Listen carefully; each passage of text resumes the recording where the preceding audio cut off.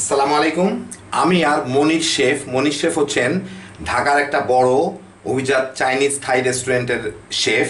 তো এখন করোনার কারণে বন্ধ আছে দেখে উনি রাজি হয়েছেন আমাকে কতগুলা রেসিপি দেখাই দিতে। তো ওনার থেকে আমি কতগুলা অরিজিনাল চাইনিজের রেসিপি আর থাইয়ের খাবারের রেসিপি নিয়ে নিচ্ছি। তো উনি এখানে রান্না করবেন, আমি পাশেই থাকবো, অথবা আমি একটু নাড়াচাড়া করবো, উনি বলে দিবেন আমাকে। তো এখানে আমরা এখন রান্না করব প্রন চিলি অনিয়ন। এটা সাধারণত ওনারা এক প্লেট বানান, যেভাবে সেইভাবে বানানো হবে, এক প্লেটে যতদূর থাকে আর কি। সাধারণত 2 থেকে 3 জন এটা নিয়ে খায়। আর এখানে একটা মশলা ব্যবহার করা হবে, সেটা হচ্ছে চিকেন পাউডার। তো ওনারা যে চিকেন পাউডারটা ব্যবহার করেন সেই চিকেন পাউডারটা থাইল্যান্ডে তৈরি। আমার মনে হয় না এটা হালাল, কারণ ওর মধ্যে চিকেনের অংশ আছে এবং সেটা হালালভাবে জবাই করা না।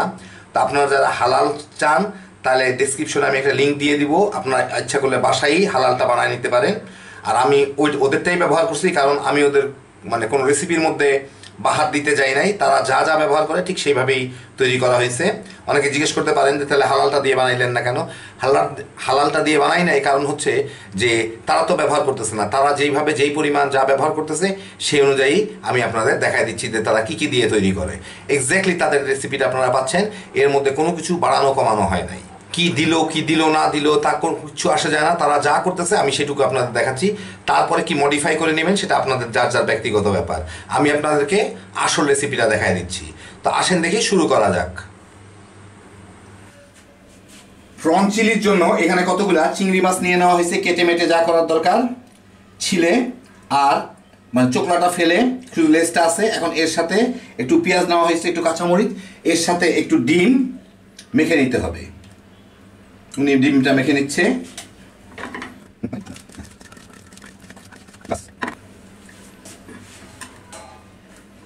এখন রান্না হবে প্রন চিলি অনিয়ন। তো উনি রান্না শুরু করতেছে, আমি চুলাটা জ্বালাতে দিই।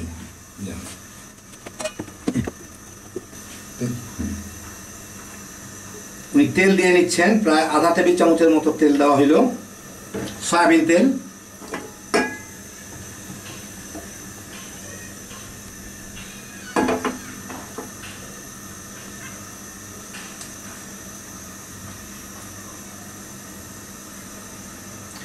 সুন্দর করে ছাড়িয়ে এগুলো প্রথমে ছাড়তে বিষয়টা সুন্দর চেহারা ওদিকে।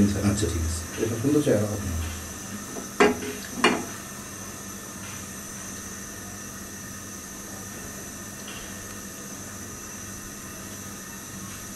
তেল ভালো গরম হয়ে গেছে, কিন্তু নন স্টিক প্যানটা টের পাবেন না এটা।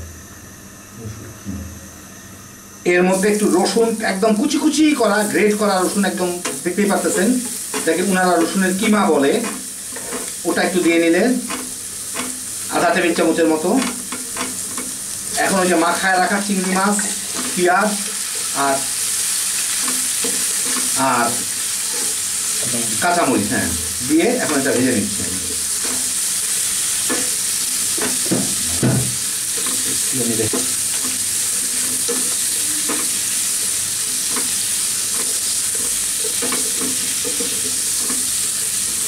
সুন্দর চেহারা আসবে।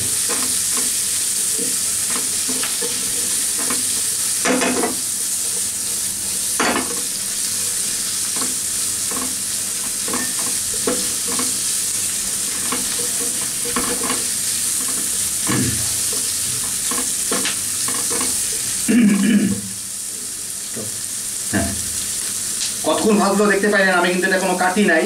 এখন একটু চিকেন স্টকের পানি দেওয়া হচ্ছে। চিকেন স্টক কীভাবে বানাইতে হবে ডেসক্রিপশনে লিঙ্ক দেওয়া আছে, দেখে নিতে পারেন। পানির বদলে চিকেন স্টক সাধারণত ব্যবহার করা হয়। এখন এর মধ্যে প্রায় 1.5 চা চামচের মতো চিকেন পাউডার দেওয়া হচ্ছে। 1 চা চামচের মতো চিনি, না 1.5 চা চামচের মতো চিনি। আচ্ছা, আর একটু চিকেন পাউডার দিলেন, মানে 2 চা চামচের মতো চিকেন পাউডার।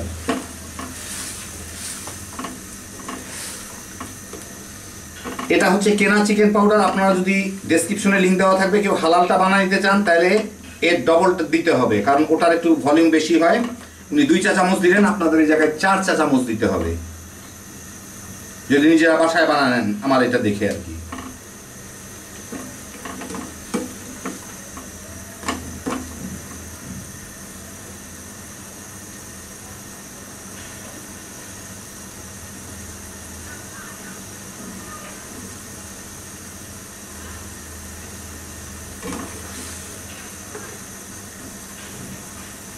টেস্টটা দেখে নিচ্ছেন।